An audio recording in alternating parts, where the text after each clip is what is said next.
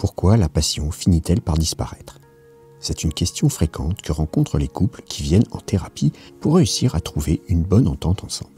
Il existe des solutions pour ne pas en arriver là, et je vais t'indiquer les principales juste après t'avoir expliqué comment la passion peut s'évanouir. C'est important d'en avoir conscience, puisque cela va te permettre de rester attentif à ne pas entrer dans cette problématique. Bonjour à toi, tu es bien sur la chaîne Harmonie Décor. Cette chaîne est principalement destinée à ceux et celles qui voudraient améliorer leur vie de couple ou en savoir plus sur la sexualité.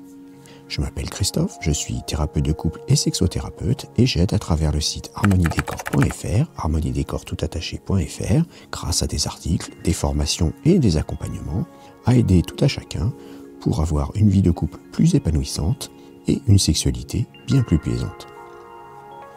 Alors, pourquoi perd-on l'habitude d'entretenir la passion dans le couple? Voici quelques éléments de réponse. Ce sont en tout cas les principaux que je te dévoile dès maintenant avant de te donner les clés pour éviter d'en arriver là. La première des raisons qui fait fuir la passion dans le couple est l'habitude qui s'installe. Je ne sais pas si tu as déjà remarqué, mais l'habitude fait qu'on ne prête plus attention à ce qui se passe. Pour te donner un exemple simple, pour mieux comprendre, quand tu accroches chez toi un tableau à un mur, pendant quelques semaines, alors que tu déambules devant, il va attirer ton regard. Puis, le temps passant, tu finis par ne plus y prendre garde.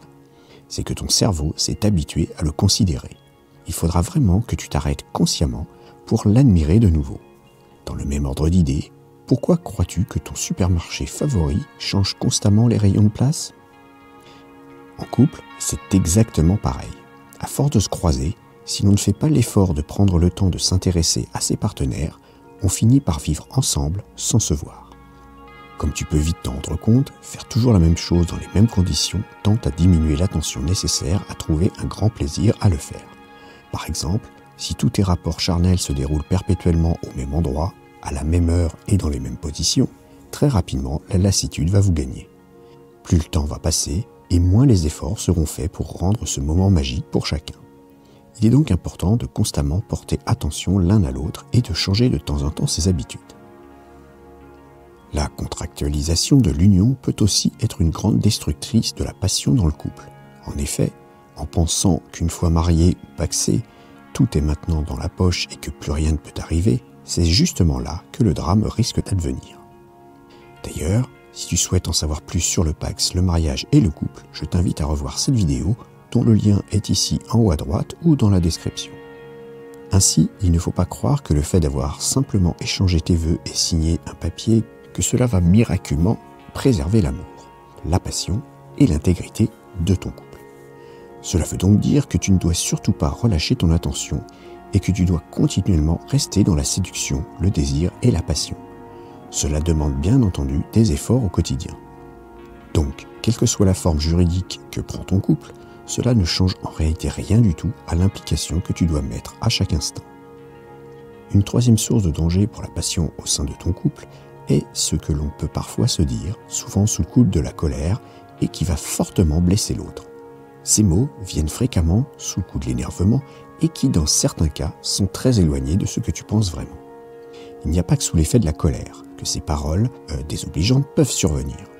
À certains moments, l'ironie, en voulant faire de l'humour, va avoir les mêmes répercussions. Mais ce n'est pas le pire, car dans les deux contextes précédents, ce qui est dit provient d'une situation particulière. En effet, c'est bien plus grave lorsque tu provoques son inconfort avec des paroles issues d'une conversation banale. Cela arrive quand tu ne te mets pas à la place de ton ou ta partenaire en lui assénant une vérité qui est tienne.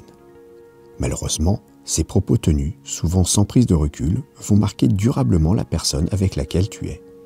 Elle sera ensuite capable de te replacer à tout bout de champ ce jugement que tu auras porté. Elle pourra aussi se replier sur elle-même en te laissant dans l'incompréhension sur ce qui a pu la blesser.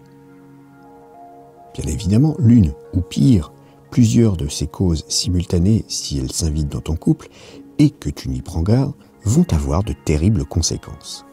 Ce qui est le plus ennuyeux, c'est que tu risques de ne pas vraiment t'en apercevoir de la dérive immédiate et que tu en mesureras les impacts quand bien souvent il sera presque trop tard.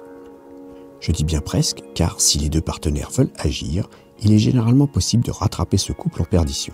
Cependant, cela va demander une grosse mobilisation et des efforts importants pour chacun. C'est un peu comme l'histoire de la grenouille que l'on plonge dans une casserole d'eau trop chaude. Elle va tout faire pour ressortir. Par contre, si l'on fait monter la température de l'eau petit à petit, l'animal va finir par mourir. Ainsi, si tu laisses faire petit à petit, la passion va disparaître et vous allez finir par devenir totalement transparents l'un envers l'autre. Heureusement, il y a des solutions pour ne pas en arriver là. Alors ouvre grand tes oreilles et mémorise avec attention les conseils que je vais te donner. Pour commencer, il est important de comprendre que l'on est tombé amoureux de la personne que l'on a rencontrée. Or, à ce moment-là, tu étais dans un mode de séduction actif. C'est souvent ce qui disparaît en premier dans le couple. Petit à petit, on ne pense plus à mettre de la séduction dans les échanges, dans les regards, dans les attitudes. Or, c'est vraiment une action qui permet d'entretenir la flamme, aussi bien pour celui ou celle qui envoie le signal que pour celui ou celle qui le reçoit. Cela a pour effet de produire des hormones qui vont lier encore davantage le couple. Bien évidemment, il n'est pas toujours facile de rester dans le registre de la séduction. D'ailleurs, ce n'est pas ce qui est demandé. Il est préférable d'y aller par petites touches pour apporter de la surprise dans les échanges. Un second écueil, sur lequel la passion peut venir se briser, est la routine. Tous les couples peuvent la trouver sur leur chemin, s'ils n'y prennent garde. C'est d'ailleurs pour cela que je te propose de recevoir, en t'inscrivant gratuitement à la newsletter du site, un email par semaine qui te donnera des idées et des astuces pour mettre à mal cette routine.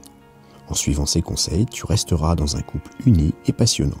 N'hésite donc pas à y souscrire en te rendant sur le site Harmonie Décor. C'est souvent une des raisons qui conduisent le couple à se séparer. Chacun a l'impression qu'il n'y a plus de magie ou d'étincelle dans la relation. Je t'invite par conséquent à faire le nécessaire pour ne pas en arriver là. Alors vite, abonne-toi, le lien est dans la description de cette vidéo. Pour bien vivre en couple et conserver la passion intacte, il est aussi indispensable d'avoir une bonne estime de soi. Cela passe donc par une reconnaissance que l'on doit avoir l'un pour l'autre. Tu dois garder en tête qu'être en couple ne va pas de soi. Il est toujours nécessaire de faire des efforts pour pouvoir avancer ensemble. Or, produire des efforts peut être aussi usant à la longue si la reconnaissance de ceux-ci n'est pas au rendez-vous.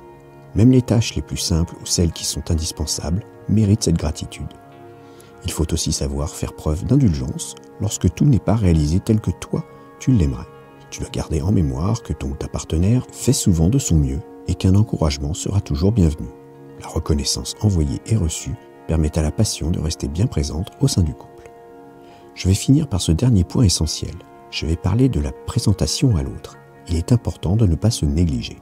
Pourtant, c'est ce que je constate fréquemment lors des consultations. On va faire bien moins attention à soi et à son apparence que ce qu'on fait pour aller au travail par exemple.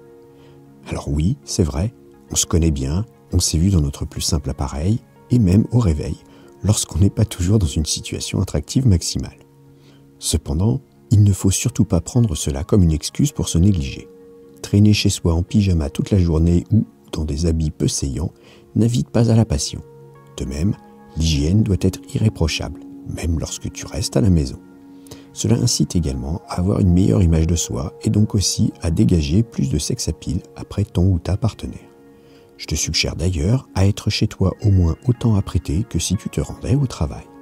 Il n'y a pas de raison que tes collègues aient une meilleure image de toi que ce que va percevoir la personne avec qui tu as décidé de partager ta vie, ton couple et ta famille. Donc, fais très attention à ce que tu renvoies à l'autre. Cela aidera également à être plus facilement dans le jeu de séduction que je t'ai indiqué un peu plus tôt. Te voilà maintenant bien mieux armé pour éviter que la passion disparaisse dans ton couple. Lorsque c'est le cas, de la distance s'installe entre vous. Les disputes se font de plus en plus nombreuses et la rencontre des corps bien plus rare. C'est pourquoi, en restant dans la séduction, en faisant attention à ne pas te négliger, tout en te gardant d'entrer dans la routine, tu mettras toutes les chances d'avoir une vie de couple intense et heureuse. N'est-ce pas ce que la plupart des couples recherchent?